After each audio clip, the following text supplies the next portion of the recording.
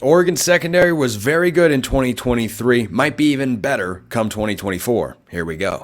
You are Locked On Ducks, your daily podcast on the Oregon Ducks, part of the Locked On Podcast Network, your team every day.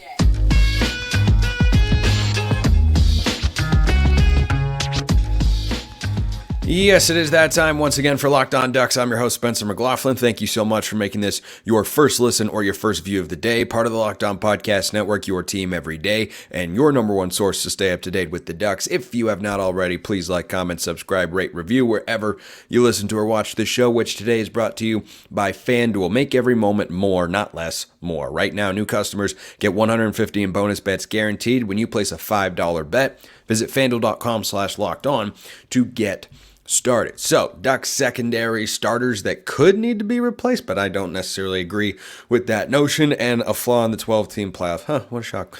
Anyway, that's all coming up on today's show. But Oregon secondary this past season was very good. Now, I've seen some pushback on this, and I talk with people online about how good Oregon secondary actually was this past year.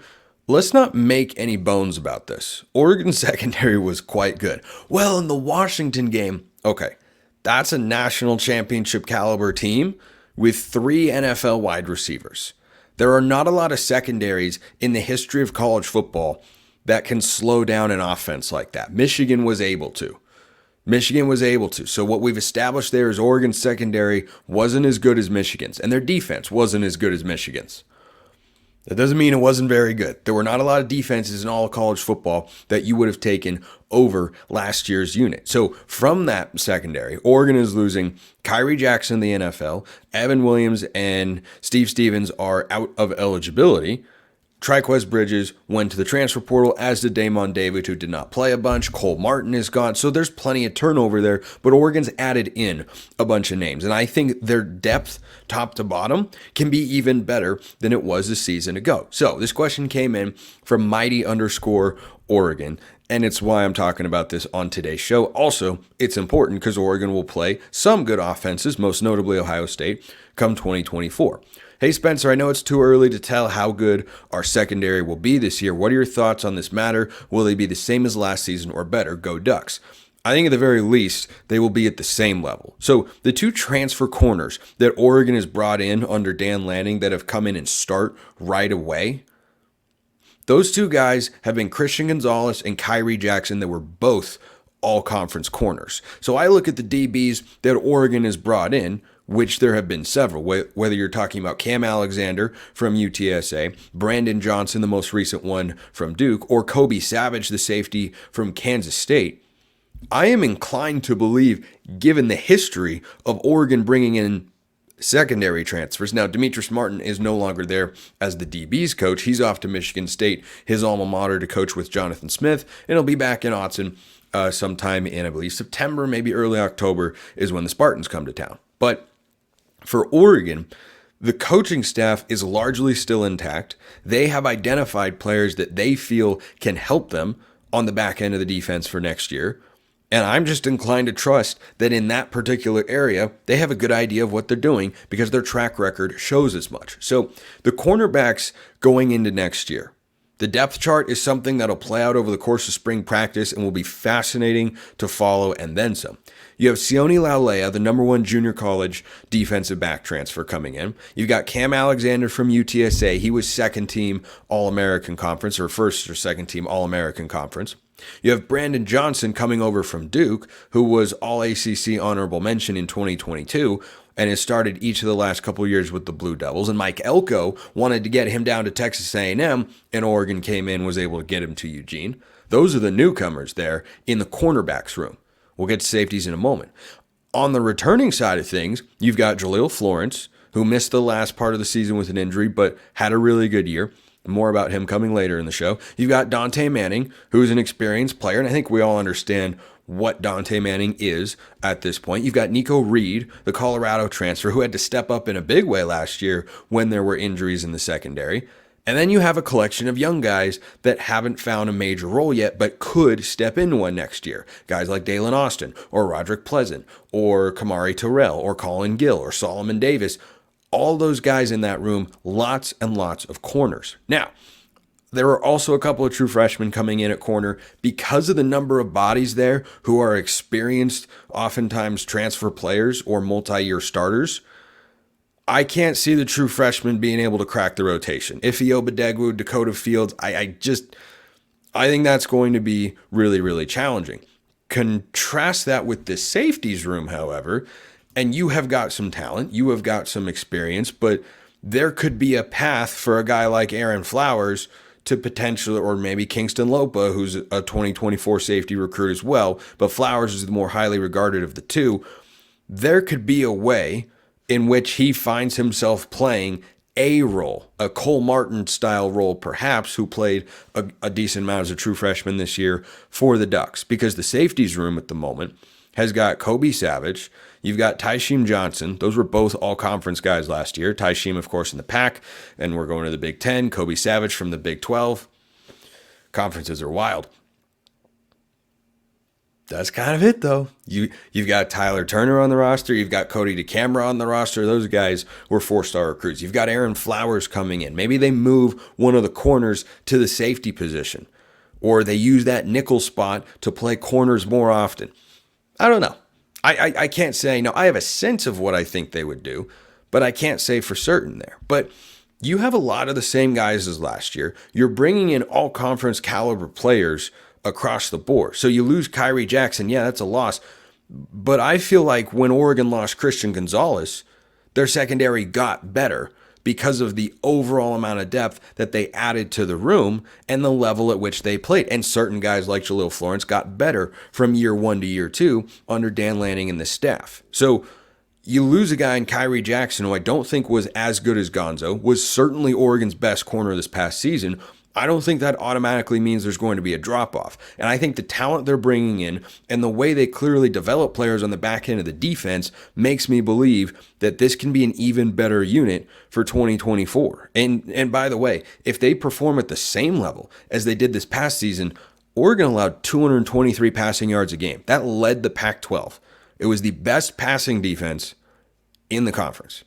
Now, in the Big Ten, you're going to have some elite defenses, but Oregon had a great defense, and the secondary was certainly a part of that. The pass rush and the scheme, the linebackers playing better, that was all a part of it too. But I think that this secondary can be even better, even though they lost their best corner, because I saw a defense get better when you lost Christian Gonzalez the year prior. So that's where I stand on the secondary right now, and I'm more than a little interested to see how this plays out over the course of spring football, because I think you could have some serious depth chart movement here.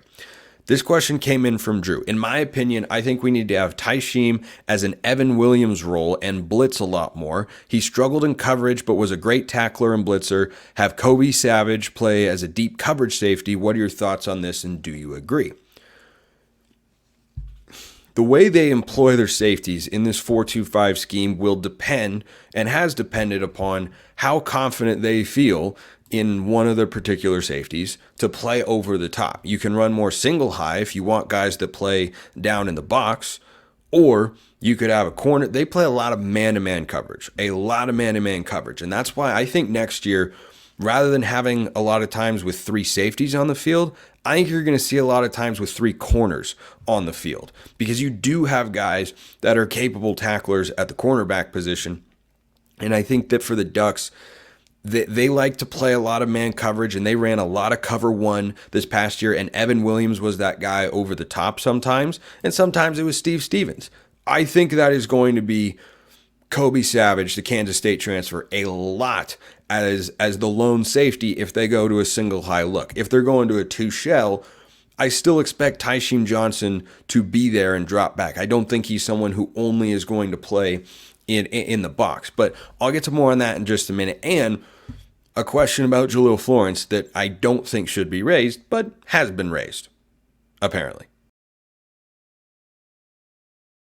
Here's a question I've got for you. Have you checked out FanDuel yet? The NFL regular season, that's all done, but the playoffs are still here. Conference championship games are coming this weekend, and there's still time to get in on the action with FanDuel, America's #1 sportsbook. Right now, new customers get $150 in bonus bets guaranteed when you place a $5 bet. That's $150 in bonus bets whether you win or lose. You don't have to be right. You just got to place it down and boom, 150 in bonus bets. The app on FanDuel is super easy to use. They've got a great interface and there are a bunch of different ways to bet, like live same game parlays. You can find bets in the new Explore tab, make a parlay in the Parlay Hub, which is the best way to find popular parlays, all that and more. Visit FanDuel.com/lockedon. Make your first bet a layup. FanDuel.com/lockedon. FanDuel, official partner of the NFL.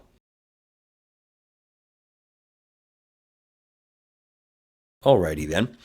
Continuing along this thought. So Evan Williams was indeed a fantastic blitzer for Oregon this year. I mean, he was second on the team in sacks with 4.5. He applied pressures, made plays behind the line of scrimmage. His speed is what made him so dangerous, and like his brother, he's a very short tackler. So Taim Johnson this past year, the question was about having Taim be that sort of guy. And make no mistake about it, Taim was a regular blitzer for the Ducks this past season. His pass rush grade was just under 66, according to Pro Football Focus. His coverage grade was just a shade under 64, which is certainly one of the lower numbers Oregon had on the back end of that defense this past year. His run defense grade was 77.5. That's the strongest element of his game. So I look at him and I see a lot of similarities to Bennett Williams. I think he's got solid speed, but not like Evan Williams or a Kobe Savage, for instance, or guys who were really speedsters. Like Kamari Terrell doesn't play a ton, but coming out of high school was known for having really, really high-end speed. So I think that for Taim Johnson, he's going to play the same role. I don't think they are going to look at him and say, well, he's going to do this, he's going to do that. He already played a good amount around the line of scrimmage, and I agree. He often struggled covering down the field. I don't think he's a great matchup on wide receivers. I think he's much more suited to go up against tight ends and running backs. And, against Washington, I think is where he got exploited the most because he was the guy they felt was most capable of, doing various things on the field that they needed defensively. And Taim Johnson oftentimes had to go up against a wide receiver. Why? Because Washington ran a lot of 11 personnel, 1 back, 1 tight end, 3 receivers. So I think that when you go up against other teams, you won't see that quite as often because most teams don't have 3 receivers that they have to have on the field basically at all times. That is an uncommon occurrence. And I think that Johnson is, not horrible in coverage, but it's certainly not his strength. And the PFF grade backing that up, I think is where we should be thinking about Johnson as a player. He is someone who can blitz. He had a sack against Tyler Shuck earlier in the year. I think he had a couple other pressure situations. He's a really, really good tackler. He hits hard. He hits really, really hard. But saying he goes into the Evan Williams role as a blitzer, Oregon wants to be able, and any defense wants to be able to blitz with multiple guys.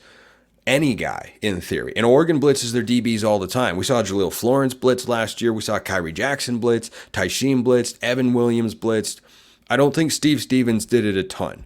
And I wonder if Kobe Savage, with the quality of player that he is, I wonder if he isn't in that Stevens role where he's in coverage on every play and you're moving things around with the other safeties and saying, we want you in a robber position. We want you man-to-man on a back or man-to-man on a tight end rather than on a wide receiver, or we want you blitzing. So I think he's going to be in a similar role. And Steve Stevens is a guy who, rarely, if ever, I can't remember. I'm sure there were instances, but he's not someone they blitzed a lot. They blitzed Taim and they blitzed Evan. I think Taim will be in that role again. I think Savage is going to be the guy that is more rooted in coverage just because I think he's got those sorts of skills and that level of ability more than some of the other safeties that we've seen roll through over the last couple of years. So I'm with you on the Savage part, but as for Taim Johnson, I think he's in the same role, which is not exclusively blitzing, because you want to be multiple with your looks.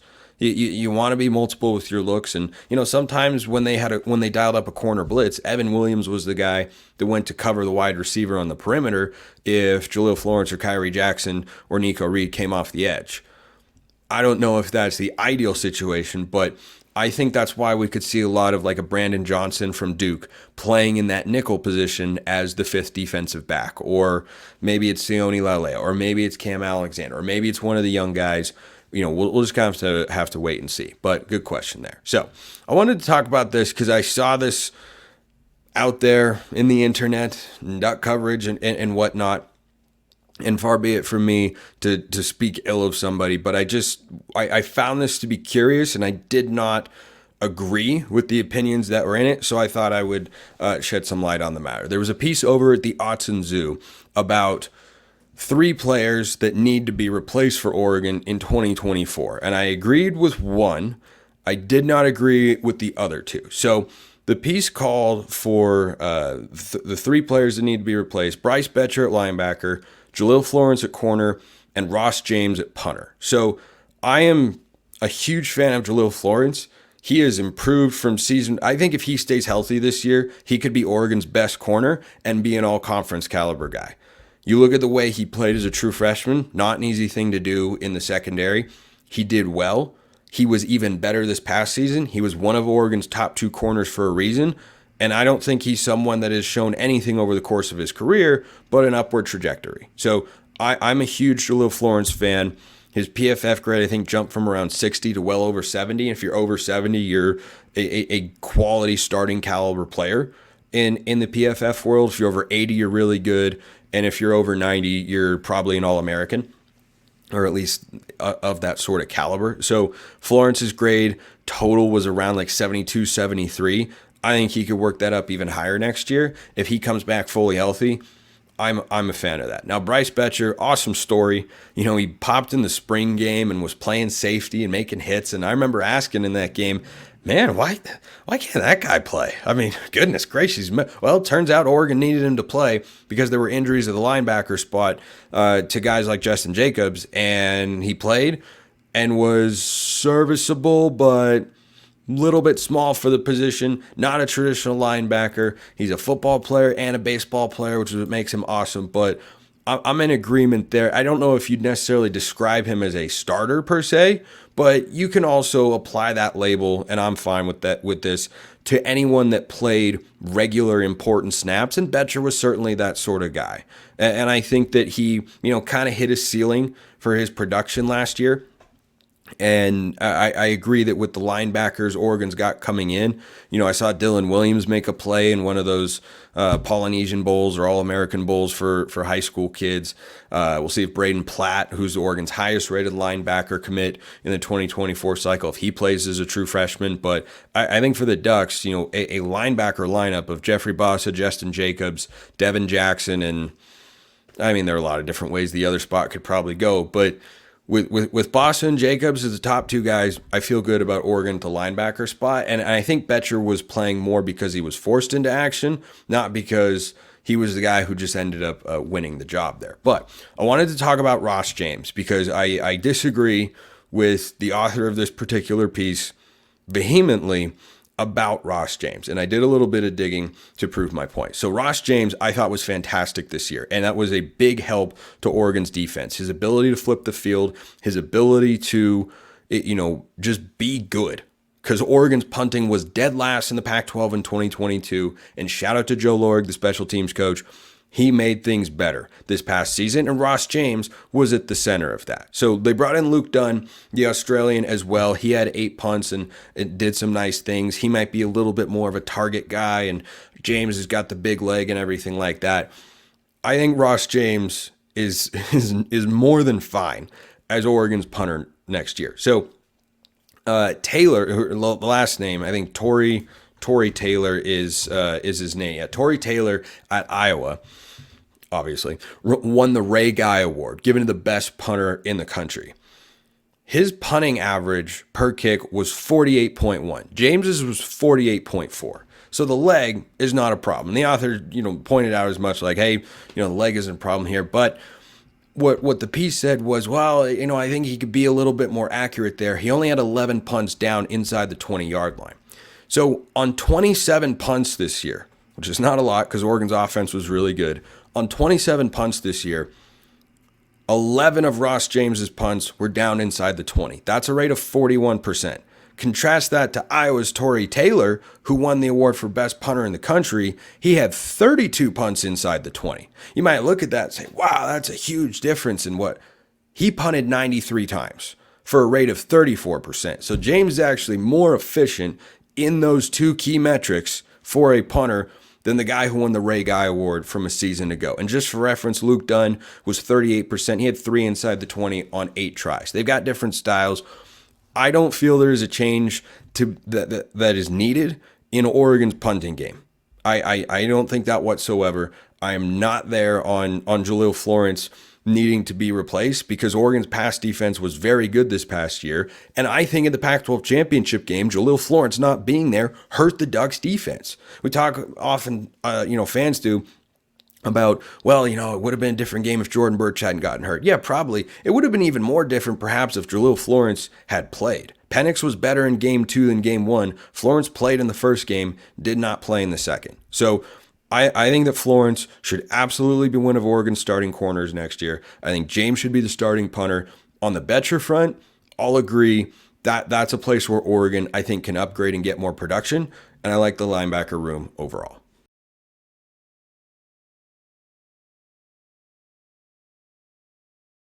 So this question came in, and it just made me smile.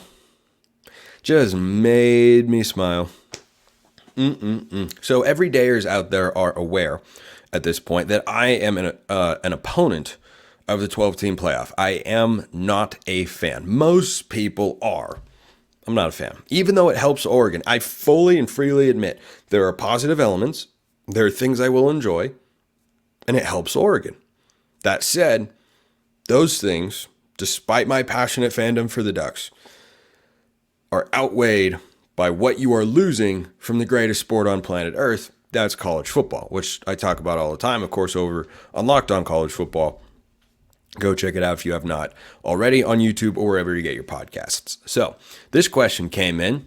Maybe just, put one of those grins like ear to ear, like, somebody gets it.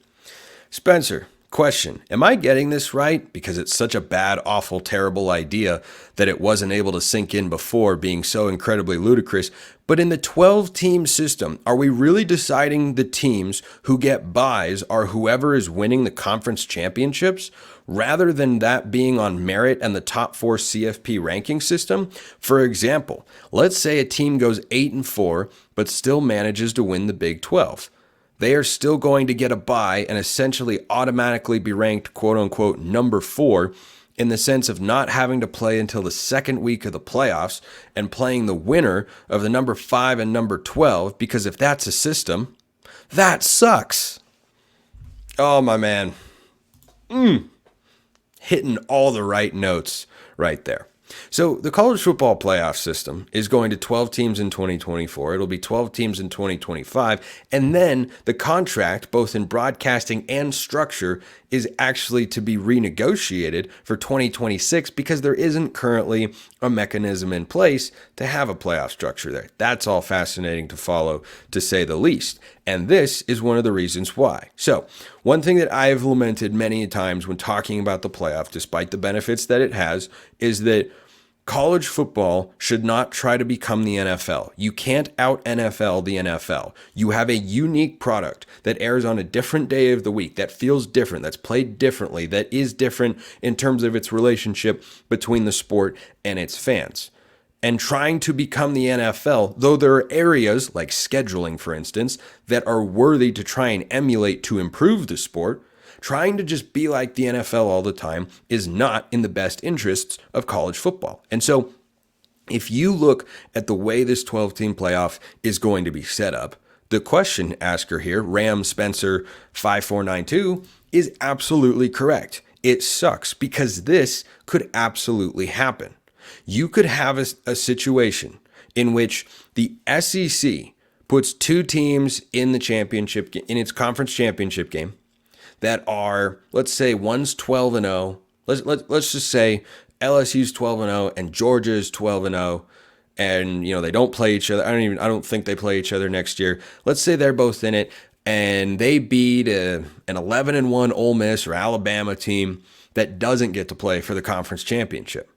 That 11-1 Ole Miss team in this hypothetical is incapable of getting a top 4 bye because you have to be a conference champion in order to get one of the top 4 byes. Whereas A team in the Big 12 could go 9-3, and the Big 12 is the worst of the Power 4 conferences, by the way.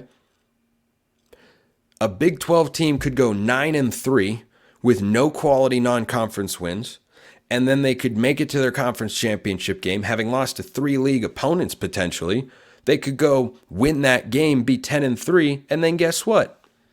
They'd get into one of the 4 bye spots in all likelihood, because the byes are reserved for conference champions. Now, currently the structure is that it'll be 6 conference champions and 6 at-large spots.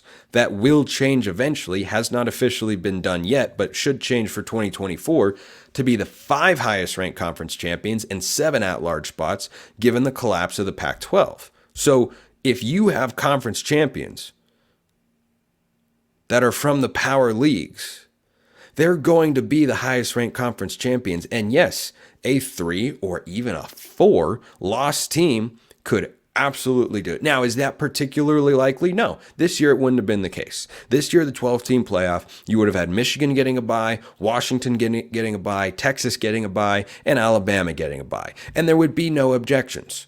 I don't think anyone would have a problem with that. And Georgia, by way of losing to Alabama, would have had to play an extra game, which I'm fine with.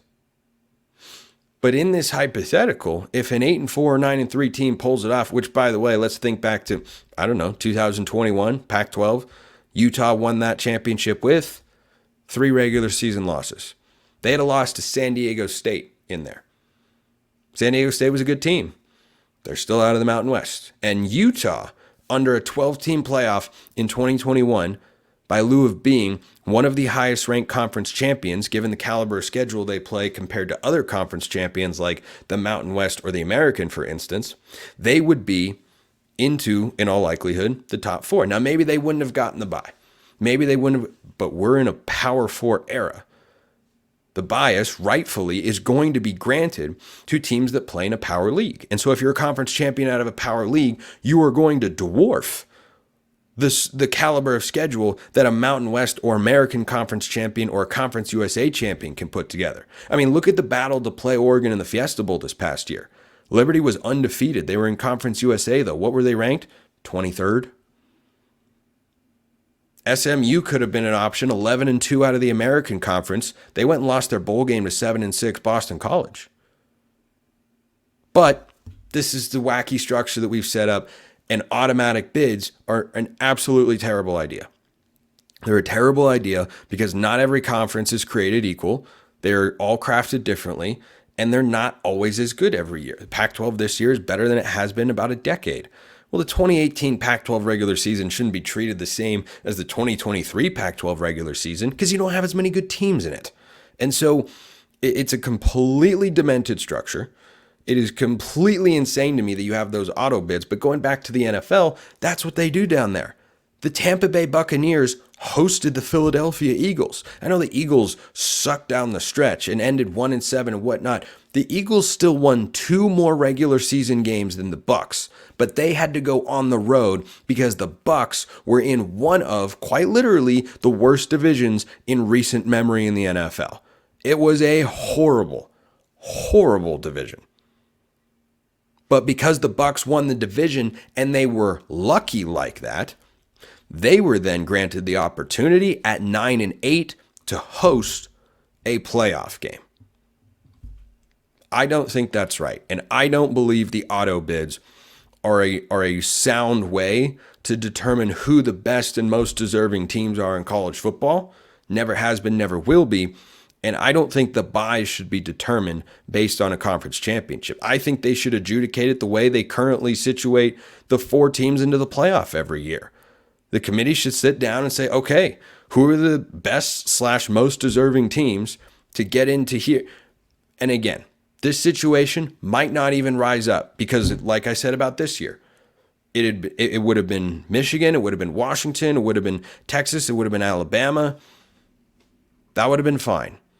But there are other seasons in college football in which there's a conference champion that's not as good or doesn't have as good of a record. And yes, you could have a 10-3 Big 12 or ACC champion that gets a first round bye whereas an 11-1 SEC or Big Ten team that went through a gauntlet has to play an extra game. It's pretty messed up. I'm all for valuing the conference championships when evaluating resumes, not for automatic berths. So that's where I stand on that. I love that question came in because, as everydayers know, I'll take any opportunity I can get to rail against the 12-team playoff. Appreciate everyone listening. I'll see you next time. Have a wonderful rest of your day, and go Ducks.